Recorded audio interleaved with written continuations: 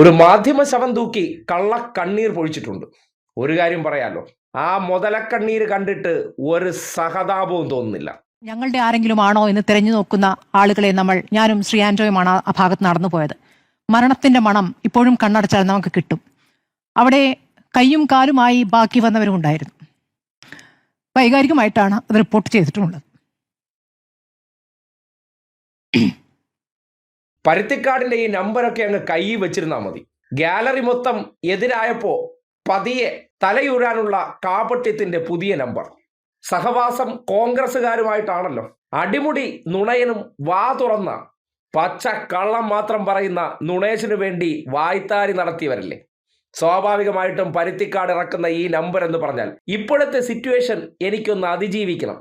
നാട് നീളെ വയനാട് ദുരിതബാധിതരുടെ സങ്കടവും കണ്ണീരും അതിനെ പരിഹസിച്ചുകൊണ്ട് സർക്കാർ ചെയ്തു കൊടുത്ത പ്രവർത്തനങ്ങളെ മുഴുവൻ കോൺഗ്രസുകാർക്ക് വേണ്ടി അധിക്ഷേപിച്ചിട്ട് ആ ഡയലോഗടിയൊക്കെ കോൺഗ്രസ് സൈബർ ഹാൻഡിലുകളിൽ കയ്യടി കിട്ടുമ്പോൾ ഞാനെന്തോ വലിയ ആളായെന്ന് പരുത്തിക്കാട് സ്വയം കരുതിയിരുന്നു. അങ്ങനെയാണ് തെരഞ്ഞെടുപ്പിന്റെ വിലയിരുത്തലിന്റെ ഭാഗമായി ഈ വെളിച്ചപ്പാട് മോഡൽ തുള്ളൽ നടത്തിയത്. അതിലേക്ക് താമസിക്കാൻ കഴിഞ്ഞിട്ടില്ല, ഈ നിമിഷം കഴിഞ്ഞിട്ടില്ല. എന്നിട്ട് 13 പേരെ തെരഞ്ഞെടുപ്പിന് മുൻപ് മുഖ്യമന്ത്രിയെ കാണാൻ വരിക, എന്നിട്ട് നമിക്കുക, കാലിൽ തൊട്ട് വന്നിക്കുക, എന്നിട്ട് വരൂ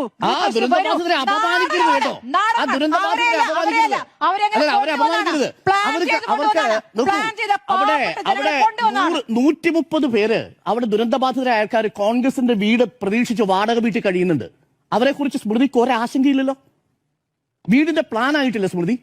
ആ 130 പേര് എന്ത് ചെയ്യണം? ഖജനാവിൽ ഈ കോൺഗ്രസിന്റെ ഖജനാവിൽ പണമുണ്ടോ?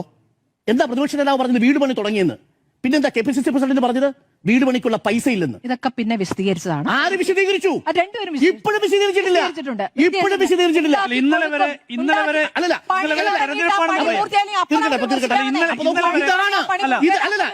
യഥാർത്ഥത്തിൽ എന്താണ് പ്രതീതി നിർമ്മാണം?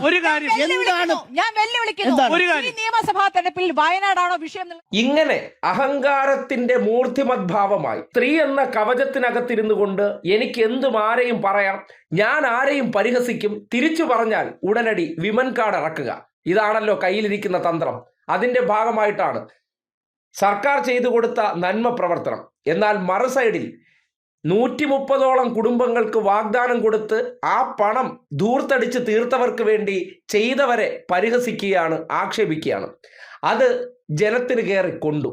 സ്വാഭാവികമായിട്ടും അവരാണല്ലോ സർക്കാർ ചെയ്യുന്ന പ്രവർത്തനങ്ങളെ കണ്ട് വിലയിരുത്തുന്നവർ, ആ പ്രവൃത്തി ശരിയാണോ തെറ്റാണോ എന്ന് നിരീക്ഷിക്കുന്നവർ. ആ കാര്യത്തിൽ കേരളത്തിന്റെ മനസാക്ഷിക്കറിയാം പറഞ്ഞ വാക്ക് പാലിക്കപ്പെട്ടത് സർക്കാരാണെന്ന്.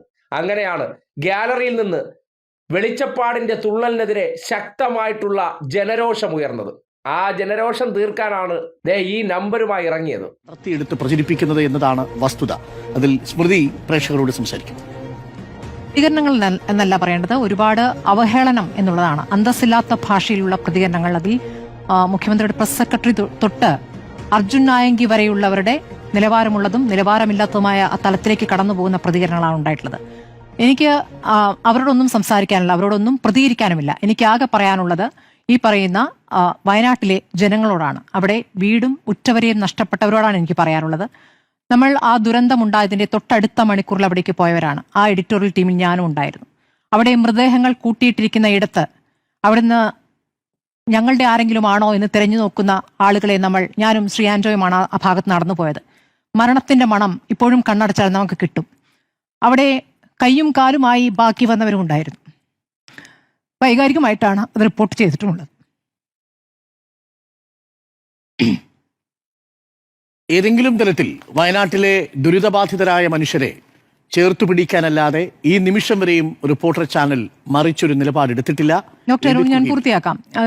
അതിനുശേഷം നമ്മൾ അവിടെ നിന്ന് ചെയ്ത കാര്യങ്ങൾ, അത്രയും ദിവസം നിന്ന് ആ സ്കൂളിനടിയിൽ കിടക്കുന്ന ആ മരങ്ങളൊക്കെ എടുത്തു മാറ്റി അതിനടിയിൽ ഈ ഒരു ജീവൻ ഉണ്ടാകുമോ എന്ന് ആ തിരച്ചിലിൽ നമ്മളും അതിന്റെ ഭാഗമായി കൂടിയവരാണ്. അതിനുശേഷം ഇങ്ങോട്ട് വന്നതിന് ശേഷവും ഓരോരുത്തർക്കും സഹായം കിട്ടുന്ന കാര്യത്തിൽ നമ്മൾ ഓരോ ബുള്ളറ്റിലും ചെയ്ത കാര്യങ്ങൾ നമ്മുടെ മുന്നിലുണ്ട്.